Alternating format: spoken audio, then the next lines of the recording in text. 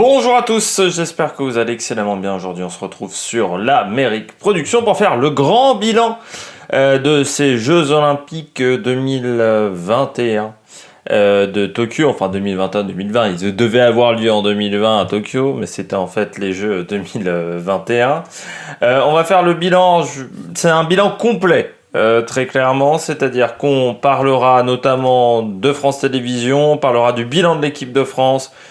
On parlera également du bilan de la compète pour moi, au niveau de cette compétition. Je donnerai mon avis. Et puis, pareil 2024 avec la présentation, parce que j'ai des inquiétudes, des trucs qui me semblent vraiment bien. N'hésitez pas à vous abonner à la chaîne, n'hésitez pas à réagir dans les commentaires, à mettre un pouce bleu et puis à partager la vidéo. On va commencer par le bilan de la compétition, donc Jeux Olympiques 2021. Mon bilan pour moi de cette compétition, j'avais beaucoup de peur avant le début de cette compétition, notamment avec le public, le fait que beaucoup de compétitions aient lieu à huis clos, et au final, ça m'a pas trop gêné. Je vais pas dire que sur toutes les disciplines ça m'a pas gêné, notamment le judo, le cyclisme sur piste, c'était très calme. Par contre, il y a des disciplines, les sports collectifs aussi, parfois ça a été assez gênant. Déjà, il y a eu une bonne chose de réaliser, c'est que les sportifs avaient le droit, les officiels avaient le droit d'aller dans les tribunes. Donc tous les membres des staffs avaient le droit d'être dans les tribunes. Donc dans beaucoup de compétitions, ça a sauvé quand même la situation. Je parlerai notamment de la gymnastique, où sur la gymnastique, on n'a pas vu qu'il y avait pas vraiment de public parce que la salle était assez remplie à chaque fois. Ça a été le cas également sur le basket 3-3, il y avait souvent du monde sur le basket 3-3, donc c'était pas très calme au final dans ces compètes-là. Ça a été plus compliqué sur les sports collectifs, notamment le volleyball, notamment le rugby, où là il y avait vraiment personne, le foot. En plus, moi, comme j'ai un gros problème avec le foot à huis clos, je peux vous dire que c'est assez compliqué pour moi de suivre les compètes. Et puis, il y a des sports où, même si c'était à huis clos, le fait qu'il n'y ait pas de public, ça m'a pas trop gêné. Ça a peut-être même amélioré certaines choses.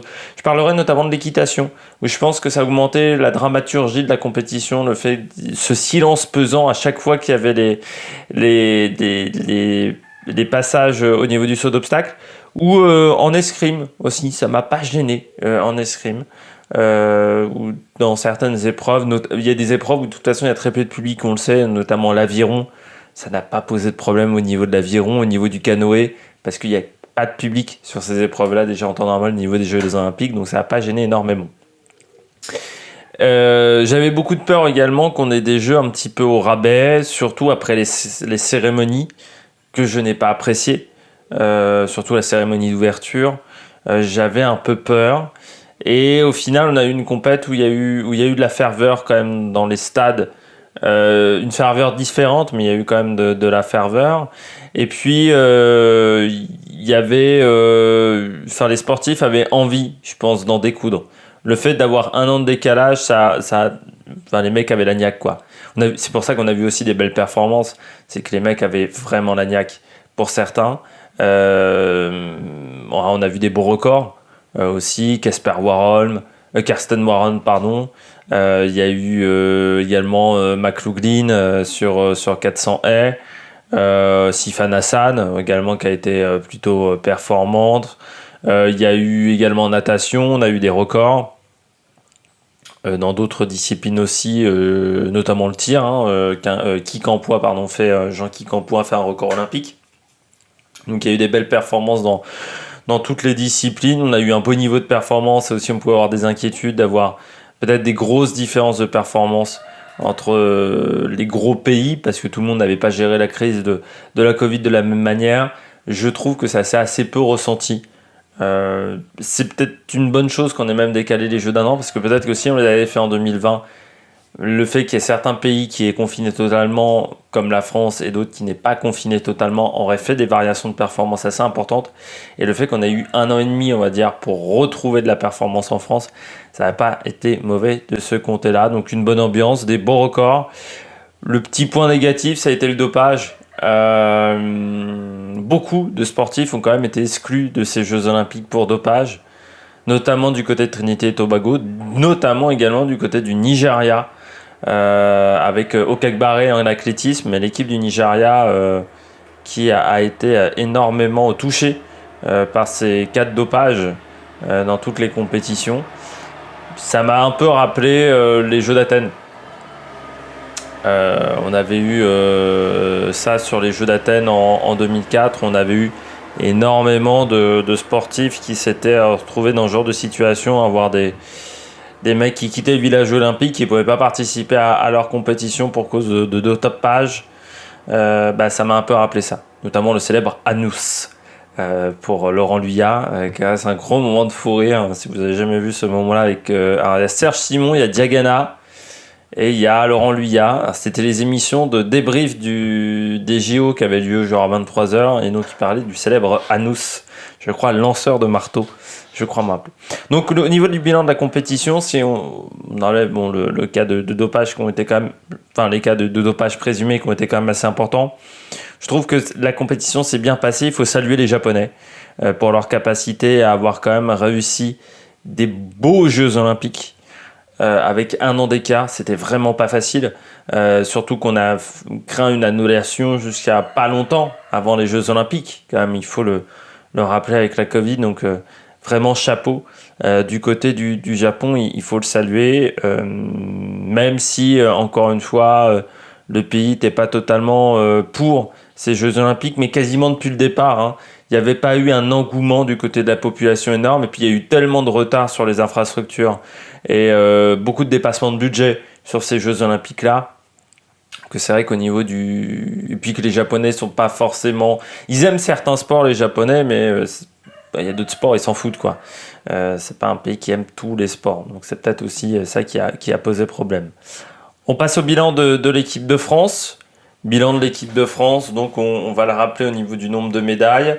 33 médailles, 10 en or, 2 d'argent, 11 en bronze. On est assez loin des objectifs de la ministre des Sports et même d'Emmanuel Macron qui misait sur 45 médailles, voire 50 pour notre ministre des Sports. On n'y est pas. Il y a eu beaucoup de déceptions, surtout en première semaine. Je pense notamment au cyclisme avec le VTT, Loana Lecomte et Pauline Ferrand-Prévôt. J'ai pas en plus trop aimé l'attitude de Pauline Ferrand-Prévôt, qui dit grosso modo que la fille d'à côté de la poussée. Voilà, j'ai pas trop aimé ce côté-là parce que c'est pas vraiment net sur les images, hein, très clairement. Qui a dit qu'en plus Yolanda Neff est une fille dangereuse. J'avais pas ce sentiment-là quand je regardais du VTT, mais après je regarde pas tous les jours du VTT, mais j'ai quand même vu beaucoup d'épreuves de Coupe du Monde, et notamment beaucoup d'épreuves de Coupe du Monde avec elle. J'ai pas eu le sentiment que ça soit un danger public sur son vélo. Donc ça, j'ai pas aimé. Le bilan des sports collectifs ne doit pas faire oublier le bilan assez mauvais de d'autres disciplines. On a eu des belles perfs, notamment en judo, dans les sports collectifs. En escrime, il y a un beau bilan en escrime, hein, parce que c'est vrai Londres avait été vraiment catastrophique. On avait un petit peu rectifié le tir à Rio, mais bon, on manquait encore un petit peu de monde là. On a eu la médaille en fleuret, la médaille en épée individuelle avec Romain Canon, Manon Brunet qui a eu 2 médailles, donc le fleuret par équipe homme. La déception, c'est l'épreuve d'épée par équipe masculine, où on n'a pas été présent et où on a été éliminé d'entrée. Ça, c'est une déception du côté de l'escrime, mais le bilan d'escrime est bon. Le bilan du judo, surtout ce qui est intéressant du côté du judo, c'est qu'on a réussi à rectifier le tir de Rio. Rio, on avait eu des médailles, mais sur les grosses catégories, c'est-à-dire sur les catégories de poids importantes. On avait eu du mal sur les petites catégories, ce qu'on avait commencé à faire à Londres. À Londres, on a vu quelques médailles sur les petites catégories. Il faut savoir qu'en France, on a souvent eu du mal sur les petites catégories. Même à l'époque des années 2000, on avait Fred Jocinet et pas grand monde à côté de Fred Jocinet. Là, ce qui est intéressant, c'est de voir que au niveau du judo, on est présent sur toutes les catégories de poids. Il y a une seule journée sans médaille du côté du judo. Et ça, c'est une belle perf. Moi, je suis déçu notamment du bilan de l'équipe de France en cyclisme. C'est en aviron. En aviron, on n'a pas été bon. On n'a pas été bon. Et on manque de densité en aviron. Il y a eu 2 médailles, mais on manque de densité. On devrait avoir plus de densité en aviron. Je parle même pas du canoë. C'est la première fois depuis 76 qu'on n'a pas une médaille en canoë. Donc ça, c'est aussi assez incroyable. Et c'est la première fois de l'histoire du canoë slalom, du canoë eau vive, qu'on n'a pas de médaille aux Jeux Olympiques. Donc ça, c'est pas normal. Du côté du canoë en ligne, pas de médaille non plus. C'est là où je me dis que, vu la densité, on a quand même une densité intéressante en aviron en France. Les deux fédérations pourraient peut-être se rejoindre pour essayer de trouver du monde en canoë, parce qu'on n'a jamais eu grand monde en canoë en ligne. Et pourtant, des fois, on avait beaucoup trop de monde en aviron, donc on pourrait se parler des fois entre fédérations. Je pense notamment au trampoline, je pense notamment à la GRS, au plongeon, qui pourraient récupérer des gens de la gymnastique qui n'arrivent pas à être internationaux en gymnastique, où on a une belle densité. On pourrait récupérer ces concurrents-là pour les emmener au plongeon, pour les emmener au trampoline, où là on n'a personne au final aujourd'hui. Assez déçu également du bilan en natation, en athlétisme. Bon, en natation, après, on ne s'attendait pas à des merveilles non plus, vu ce qu'on avait vu au championnat d'Europe. Quand tu n'es pas très performant au championnat d'Europe, c'est compliqué ensuite derrière d'avoir des titres aux Jeux Olympiques. Donc une seule médaille, je rappelle, pour Florent Manodou dans cette discipline. Moi, ce qui m'a déçu déjà, ce sont les filles, parce que beaucoup de filles n'étaient pas à leur niveau. Je pense notamment à Fantine Le Saffre, qui était à 2 secondes et demie de ses records. C'est pas normal quand tu arrives aux Jeux Olympiques d'être aussi loin de tes records. Je veux bien que tu puisses pas gagner toutes les médailles, que ça soit compliqué d'arriver en finale, mais ce qu'on attend des sportifs qui vont aux Jeux Olympiques, c'est qu'ils soient à leur top niveau. Et là, ça a été très compliqué en natation. Chez les filles, on a eu beaucoup de mal à enchaîner les épreuves, notamment Léon Marchand et Marie Wattel avaient beaucoup d'épreuves dans ces Jeux Olympiques. Les deux n'ont pas réussi à enchaîner les tours. C'est un truc que les Américains savent très bien faire, les Australiens aussi, même les Italiens, les Hongrois ont souvent des programmes assez copieux. Et nous, on n'a jamais réussi à faire ça. C'est-à-dire même à l'époque de Stravius. Stravius, c'est la seule fois où il est champion du monde. C'est quand même l'année où il ne fait que du dos. Quand il avait des calendriers très chargés, il a rarement été très performant, Stravius. Et c'est un truc sur lequel on doit travailler. Pourquoi les autres pays arrivent à le faire et pas nous? Laure Manodou était la seule qui arrivait à enchaîner les épreuves. Peut-être aussi parce qu'il y avait Philippe Lucas derrière.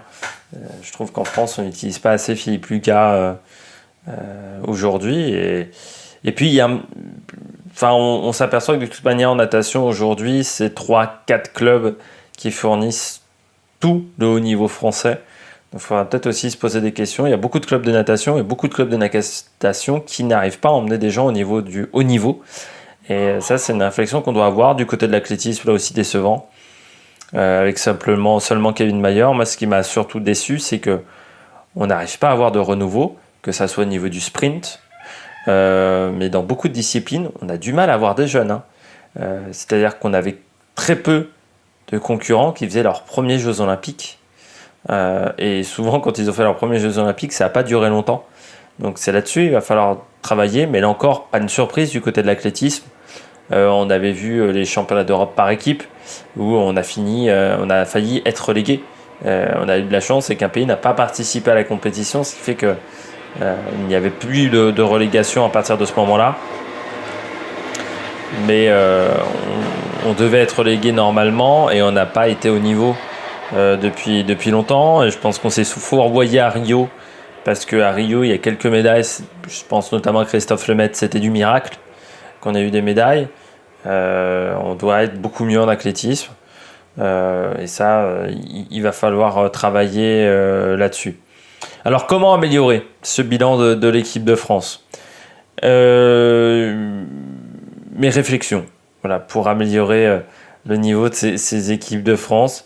Déjà, je pense qu'il y a un premier problème, c'est que beaucoup de fédérations, comme je le disais auparavant, ne se parlent pas, ne discutent pas assez entre elles. Je pense que déjà dans les méthodes de travail, il y a des choses qui peuvent être intéressantes d'une discipline à l'autre. Et puis qu'il y a des sportifs qui peuvent avoir du mal à s'exprimer dans un sport parce qu'il y a énormément de densité au niveau mondial et au niveau français. je pense notamment au judo, mais qui pourraient aller sur d'autres disciplines, pourquoi pas le taekwondo, pourquoi pas également là cette année le karaté, mais il y a peut-être d'autres disciplines de combat où les Français peuvent aller, notamment quand on a un physique de judo, sur les hautes catégories en judo. Pourquoi pas aller sur de l'athlétisme, notamment sur les lancers, où aujourd'hui on a peu de personnes, peu de densité française sur les lancers. Donc voilà, passer d'un sport à l'autre n'est pas forcément un problème. Et aujourd'hui en France c'est un problème. Et quand je vois notamment en plongeon, il faudrait qu'on ait beaucoup plus de gens qui viennent de la gymnastique, qui s'essayent au plongeon, qui s'essayent au trampoline également, parce qu'ils peuvent être performants. En termes de densité sur ces disciplines-là, je pense notamment à l'aviron et au canoë en ligne. On pourrait avoir beaucoup plus de discussions entre toutes ces disciplines. Et aujourd'hui, ça pose un vrai problème. Je pense que, je ne sais pas si vous avez vu le magnifique tweet de Monsieur Blanquer sur les sports collectifs à l'école, disait que les médailles en sport collectif c'était dû à l'EPS. Non, c'est pas dû à l'EPS. Je pense que c'est là-dessus aussi on doit travailler pour avoir plus de médailles. C'est le sport à l'école qui aujourd'hui est catastrophique, qui est voilà, c'est pas normal. On a un niveau à l'école. Alors on a un niveau qui est catastrophique pour plusieurs raisons. Premièrement, une raison de moyens, c'est vrai qu'il y a peu d'argent qui sont mis, il y a peu de moyens, il y a peu de temps qui sont mis au sport. Je crois que ça doit être toujours ça. Mais moi quand j'ai fait ma scolarité, c'était donc 3 heures de PS par semaine en 6e, et ça descend ensuite à 2 heures pendant le reste de ta scolarité au collège et au lycée. Donc ça, c'est déjà un problème, c'est qu'il n'y a pas assez d'heures. Si on veut être performant en sport, il faut aussi qu'il y ait plus d'heures de sport. L'accessibilité également au sport en club. C'est-à-dire qu'aujourd'hui, bon, c'est bien beau les clubs de sport. Déjà, selon les disciplines, on a un maillage qui est plus ou moins important. Il y a des disciplines comme l'escrime. Je pense que partout, tu peux pas faire de l'escrime aujourd'hui. De l'aviron, c'est pas possible partout non plus. Et puis, le niveau des clubs. Ça, c'est aussi un problème. Donc, et puis tout le monde n'ira pas dans un club. C'est pour ça que l'école est très important pour enseigner la culture du sport. On enseigne un peu de culture, on va dire générale, même si on le fait pas assez. C'est-à-dire qu'on montre notamment des tableaux à l'école. On n'irait pas forcément voir des tableaux. Au niveau un peu de musique classique, notamment aussi à l'école. Et bien, on doit aussi parler de sport, mais aussi de sport méconnu, plus méconnu. Je pense notamment, moi, à l'école primaire, on voit beaucoup trop foot, basket, handball. C'est quasiment les 3 seules disciplines qui vont être faites à l'école primaire. Or, à l'école primaire, on a un gros avantage, c'est qu'on n'a pas de contrainte de diplôme à la fin de l'école primaire. C'est-à-dire qu'il n'y a pas de contrainte de diplôme, même s'il y a le programme. Le programme, ça doit pouvoir se faire. Moi, je prends mon exemple à moi. Moi, on a fait. J'avais un instituteur en primaire qui nous faisait faire 1 heure minimum de sport par jour, le soir, l'après-midi. À partir de 15h, grosso modo, on faisait que du sport. Ça m'a pas empêché de faire des études derrière. Et ça nous a pas empêché. Nous, on avait déjà commencé le programme de 6e à la fin du CM2. Bon, la différence, c'est que lui, c'était un prof ancienne génération. J'ai l'impression que sur les profs qui ont à partir de 40 ans aujourd'hui, le sport, déjà, on considère que c'est quelque chose de totalement extérieur, que ça n'a pas d'intérêt. Or, ça peut avoir de l'intérêt. Déjà, ça peut défouler les mômes à certains moments, quand il y a des moments de stress et de tension. Ça peut être intéressant, le sport, notamment à l'approche du bac. Ça peut être intéressant, les cours de sport. Pour avoir un peu moins de pression pour se défouler. Et surtout, du côté du sport à l'école, pourquoi pour moi c'est important que ça soit dès l'école primaire? Parce que dans quelques disciplines quand même, à partir du collège, c'est trop tard. Je pense notamment à la gymnastique, mais je pense à d'autres disciplines où c'est bien de commencer tôt.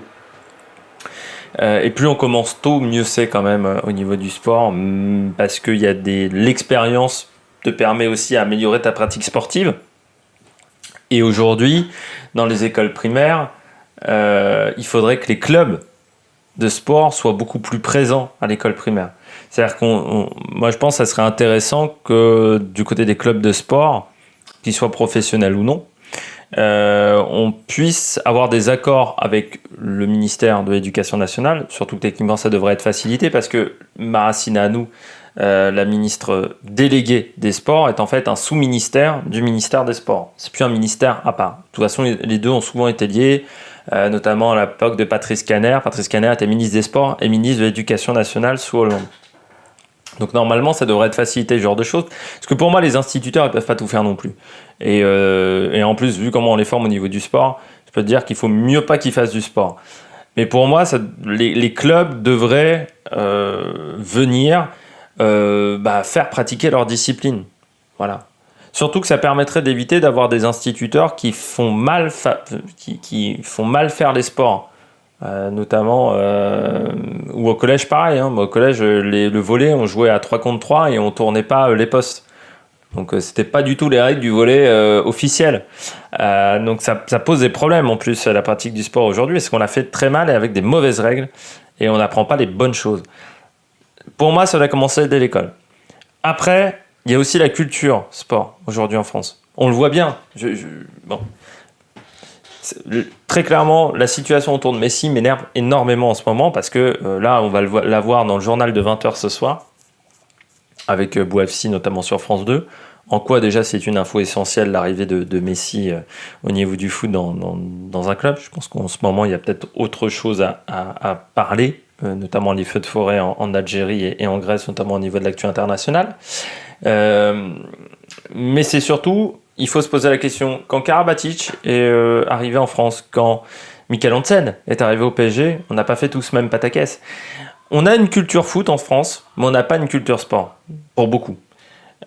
Sport avec un S, c'est-à-dire une culture multisport. Et ça, c'est un problème pour les Jeux Olympiques, parce que on a beaucoup trop de mômes qui ne font que du foot, en fait, en club. Et qui vont pas aller et qui n'auront jamais une grande carrière au niveau du football. Et ces mômes-là auraient pu faire, je sais pas, du triathlon, ils auraient pu faire de l'athlétisme, ils auraient pu faire du badminton. Mais comme on n'a pas une culture multisport et que même dans les cours d'école aujourd'hui, moi, encore une fois, je vais revenir à mon exemple, mais moi j'ai fait du hockey sur gazon et de l'ultimate, c'est-à-dire le frisbee. Et j'ai fait du handball à une époque où on faisait pas du handball à l'école. Avant les experts, hein. Moi j'ai fait du handball et j'ai fait du hockey sur gazon. Je pense que je suis l'un des rares mômes à faire du hockey sur gazon. Et moi, l'UNSS du coin, j'ai fait du triathlon aussi. Il faut pas se contenter du tournoi de foot et du tournoi de rugby, quoi. Il y a d'autres sports aujourd'hui en France et ça serait bien d'avoir dans les cours de PS, même au collège, une variété de sports. Alors aujourd'hui, dans l'année, on va faire quoi ? 4, 5 sports. Parfois, on va faire les mêmes sports d'année en année. C'est un problème. Et surtout, avec des disciplines qui n'intéressent pas les mômes, comme l'acrosport, même la gym. Je pense que ça devrait... La gymnastique, la souplesse, tu peux pas devenir Nadia Comaneci ou Simone Biles en 2 jours. Ou en 2 heures de sport. Donc de toute manière, tu ne peux pas faire des choses intéressantes en gymnastique. Parce que c'est trop compliqué, parce qu'il faut travailler la souplesse. C'est pas possible. Par contre, on pourrait faire du baseball. Aujourd'hui, le baseball, ça coûte pas très cher en soi. On pourrait faire du volley. Le volley est très peu pratiqué en France. On pourrait faire quoi d'autre comme discipline qui sont aujourd'hui même l'ultimate. C'est peu fait le frisbee, hein, ça coûte pas très cher. Donc il y a plein de disciplines comme ça qu'on pourrait être plus performant aux Jeux Olympiques. Je pense notamment au basket 3-3. On pourrait faire des cours avec du basket 3-3 qui est en plus un peu plus fun, qui est un peu moins complexe en plus pour les professeurs. On pourrait faire du badminton beaucoup plus. Enfin en France on fait quand même pas mal de badminton, c'est vrai. Mais il y a plein de sports qui aujourd'hui sont pas pratiqués et qu'on pourrait mettre en place sans avoir l'obligation que ça coûte un bras non plus à la collectivité. Puis je pense qu'il faut améliorer la gestion du haut niveau aujourd'hui en France. Il faut qu'il y ait plus d'argent, mais il faut qu'on améliore la gestion. On a vu dans beaucoup de disciplines, notamment en athlétisme, on a du mal à avoir une culture du haut niveau en athlétisme. Ça c'est terrible. En natation, pareil. C'est dommage en athlétisme parce que Yannick Yalouz avait bien structuré le haut niveau Et puis, depuis qu'il est parti, tout a disparu, ce qui est bien triste. Hein, le niveau qu'on avait en athlétisme européen avec Yanni Yalouz, et qui pourtant avait créé ça en très peu de temps, hein, parce qu'en 2 ans, Yanni Yalouz, il arrive en 2009, en 2010, c'est les championnats d'Europe de Barcelone. On coltine toutes les médailles. Et en natation, ça fait depuis 2016, on n'a pas de niveau, quoi, 2016-2015. Donc là aussi, va falloir poser les bases au niveau du haut niveau. Et puis dans d'autres disciplines, aider beaucoup plus les sportifs. Dans des disciplines où vous ne pouvez pas gagner votre vie. Je pense notamment au taekwondo, à l'aviron, au canoë en ligne. Il faut aussi qu'on aide ces sportifs-là à gagner leur vie. Voilà, je pense à Jean-Guy Campois qui aujourd'hui est dans l'armée. Il faut qu'on en ait beaucoup plus des contrats comme ça sur ces disciplines-là. Peut-être donner un peu moins d'argent au football et un peu plus d'argent à d'autres disciplines. Et puis, il ne faut pas seulement miser sur les grands clubs. Je parlais de la natation. On a vu grosso modo que la plupart des sportifs venaient de 3-4 clubs.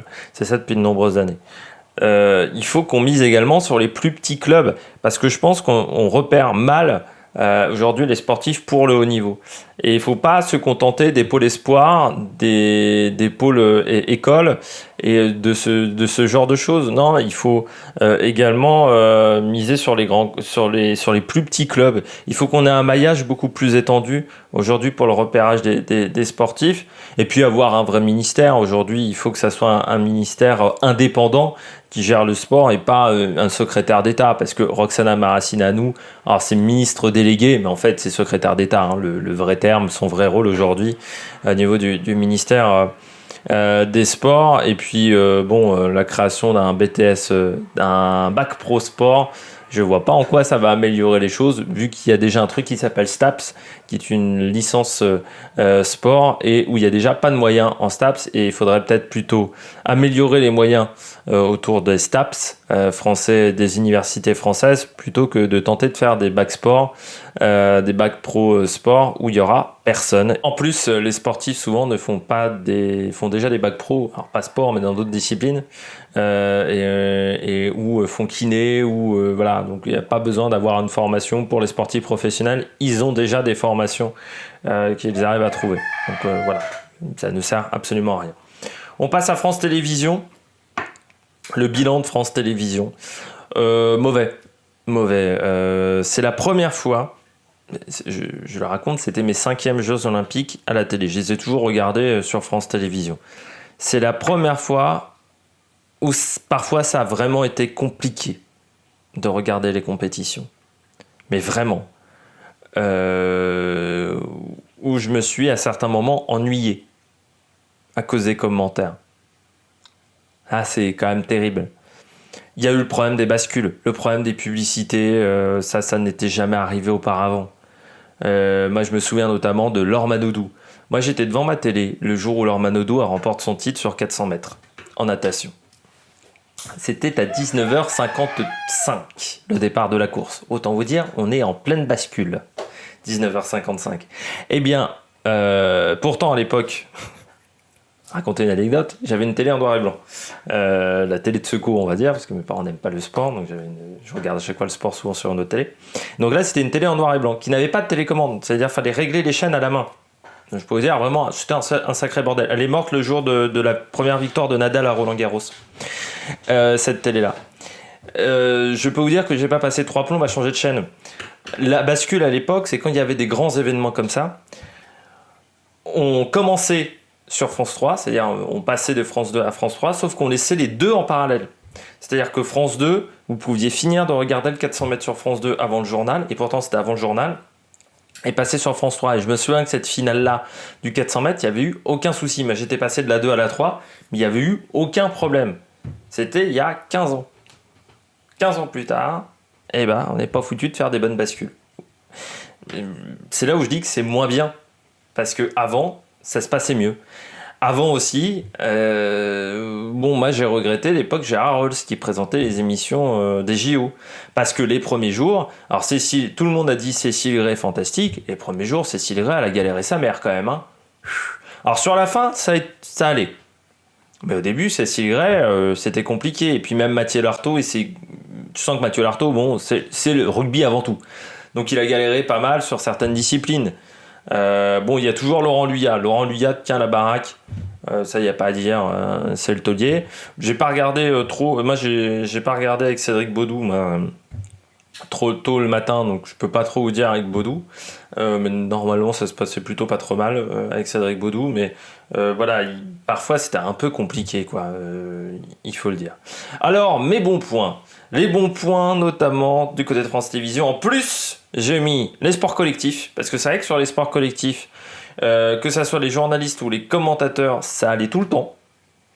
Enfin, sur les sports collectifs, je pense au basket, handball, volley. C'était très bien. Notamment, moi, je mettrais une Céline Dumer au niveau du basket. Pour moi, c'était vraiment. Parce qu'elle expliquait tout très bien. Parce que c'est pas simple sur France Télé. Hein, parce que vous avez beaucoup de gens qui ne connaissent pas les disciplines. Donc, il faut leur expliquer. Mais elle arrivait à t'expliquer les systèmes et tout ça très simplement, en étant très clair. Et moi, j'ai bien aimé Céline Dumer, Diagana, parce que ça reste un taulier, Stéphane Diagana. Moi, j'ai mis également le duo Nathanaël de Rinxin et Brice Guyard au niveau de l'escrime, parce que là aussi, c'est plutôt pas mal. Alors, des fois, Nathanaël de Rinxin est quand même chauvin, ce qui parfois peut être chiant, mais je trouvais que les deux, c'était vraiment bien au niveau des commentaires. Les plus, et puis donc Laurent Luyat, c'était pas mal. Les plus moins, Cécile Gray, ça a été difficile au début, ça s'est bien fini. J'ai mis François Pervis, aussi du côté du cyclisme sur piste. J'aurais mis un peu plus d'entrain du côté de François Pervis. Virginie Dedieu, alors c'est pas de sa faute, Virginie Dedieu. La natation artistique, elle maîtrise, elle en a fait toute sa vie.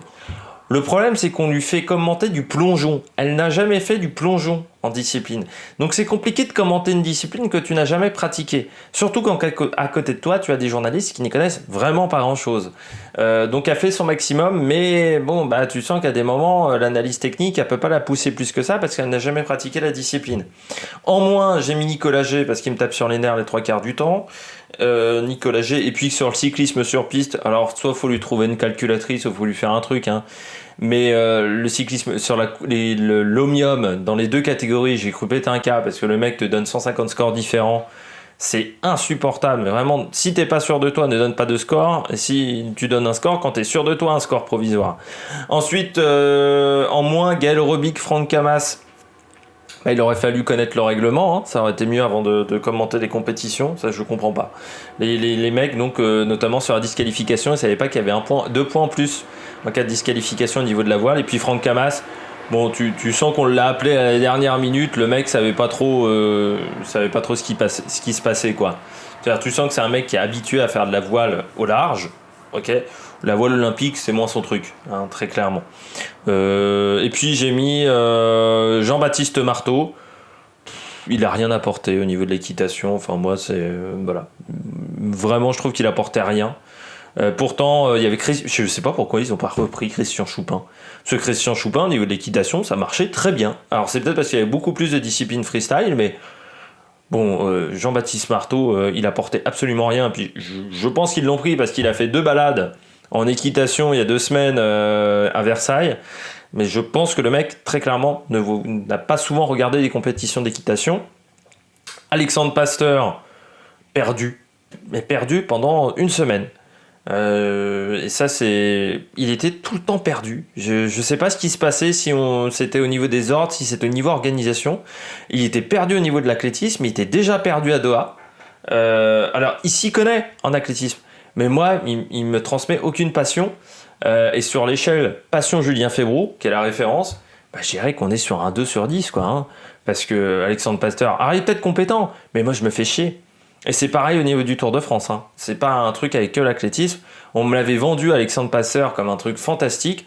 Moi, je préfère Guillaume Di Grazia, si on veut savoir sur les anciens, enfin sur ceux qui sont encore à Eurosport de cette époque-là. Et Pasteur, oui, moi, je me fais chier. Et puis Hélène McCurdy, pareil. Elle connaissait peut-être les disciplines, mais monotone. Vraiment monotone tout le temps les commentaires. C'est chiant. Et puis en moins, Claude Aymar, parce que lui, bon, on l'a foutu sur la discipline, alors il ne connaissait absolument pas le tir à l'arc notamment. Je vous invite, je ne sais pas si ça se retrouve, mais alors le tir à l'arc, ça a été magistral, par équipe, la finale, chez les hommes. Claire Wauquiez-Ficot, pareil, on l'a foutu sur le surf, elle n'avait jamais vu une compétition de surf de sa vie, parce qu'elle connaissait pas les règles, et c'était pareil pour Claude Aymar. Et puis le judo, alors... Rodolphe Godin, vous savez déjà je peux pas le piffrer Rodolphe Godin en temps normal. Certains c'est Julien Chiez au niveau des jeux vidéo comme psychédélique, mais moi c'est Godin. Rodolphe Godin, mais je n'en peux pas, je ne peux plus. Alors le mec en plus il essayait de placer des termes techniques pour dire attends je suis ceinture orange de judo moi. Donc, et attends, j'ai fait 2 cours de karaté, donc voilà, je m'y connais un petit peu, mon petit pote. Et puis Émilie Andéol, qui souffre du syndrome Yuan Ryu. Alors, certains adorent Yuan Ryu, moi je ne peux pas, c'est-à-dire, j'ai envie de le claquer. Dès que je vois Yuan Ryu, je change de chaîne. Le mec parle beaucoup trop vite, on ne comprend absolument rien à ce qu'il dit, ce qui est quand même un problème pour un commentateur. Et Émilie Andéol, c'était pareil. Hein. Et puis, c'était pas du. En plus, les deux, ils faisaient pas du commentaire sportif, ils faisaient du chauvinisme supporter, c'est-à-dire qu'on avait des supporters et pas des commentateurs. Et ça, c'est un vrai problème. Et puis, il m'a manqué Arnaud Romera. Au niveau de la boxe, il m'a manqué Arnaud Romera, très clairement. Alors, pour Paris 2024, on va finir là-dessus, parce que là, je dois être déjà à pas loin de 40 minutes de vidéo. Moi j'ai peur pour les Jeux de Paris 2024, j'ai peur que ça soit des jeux pour influenceurs. Quand je vois notamment la bande-annonce, enfin les 5 minutes qu'on a eues lors de la cérémonie d'ouverture, alors c'est beau la Tour Eiffel, c'est beau, mais on a mis en fait un truc j'avais l'impression de voir l'office de tourisme de Paris qui fait sa pub quoi. C'était trop, moi je trouve. On avait l'impression d'être à un meeting du Front National tellement il y avait des drapeaux bleu, blanc, rouge quoi. Au bout d'un moment c'est bien, mais il faut se calmer légèrement.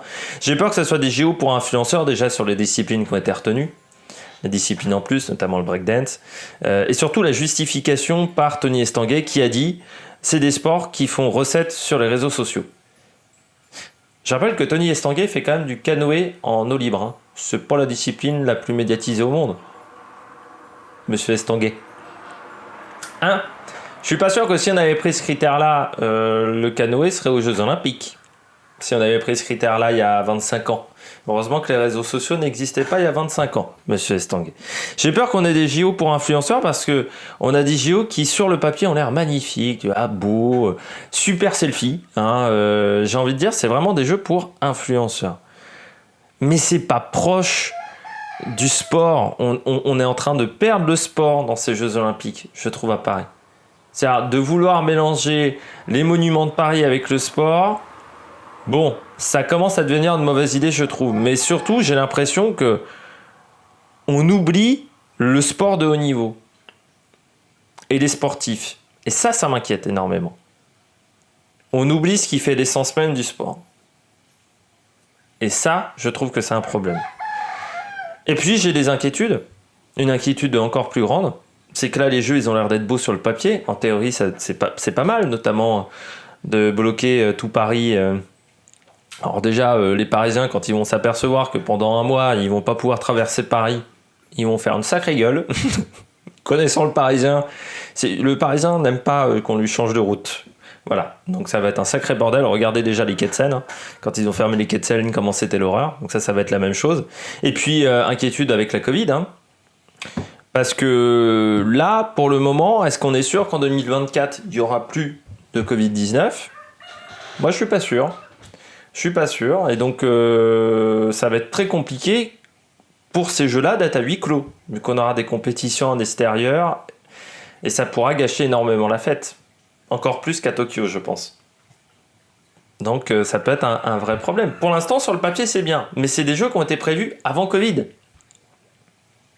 Et la Covid, on peut encore se dire que peut-être qu'en 2024, elle sera toujours là, cette maladie. J'espère que vous avez aimé cette vidéo. Si vous avez aimé cette vidéo, n'hésitez pas à réagir dans les commentaires, à vous abonner à la chaîne, à mettre un pouce bleu si vous avez aimé. N'hésitez pas à vous abonner, à partager la vidéo si vous pensez qu'elle peut intéresser votre entourage. Et puis nous, on se retrouve pour de nouvelles aventures sur la Maniac Production. Ciao, ciao!